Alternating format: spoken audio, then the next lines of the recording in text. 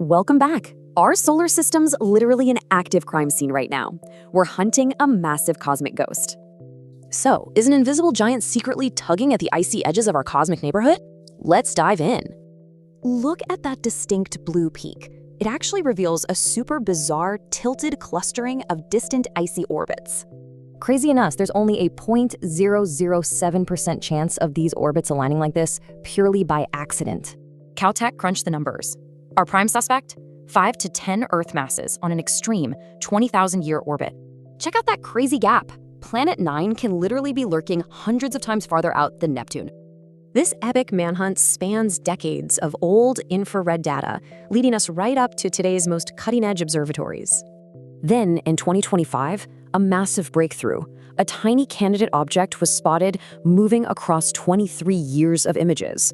Astronomers carefully stripped away the optical illusion of Earth's orbit, parallax, proving this dot actually moves on its own.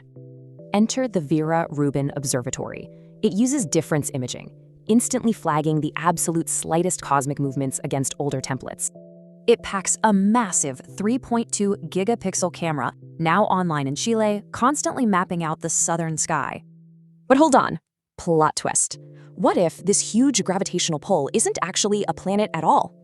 Enter MOND. This theory suggests that tweaking our fundamental laws of gravity completely explains these weird orbits. Amazingly, MOND perfectly predicts this orbital alignment with the Milky Way's center.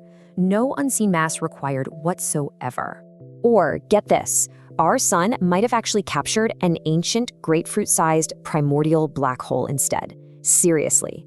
Bizarre light-bending data even hints these anomalies could just be caused by a rogue dark matter microhalo. But with next-gen telescopes totally operational this year, this cosmic mystery is rapidly running out of hiding spots. So 3 wild outcomes here: a new giant planet, completely rewritten gravity, or a literal miniature black hole.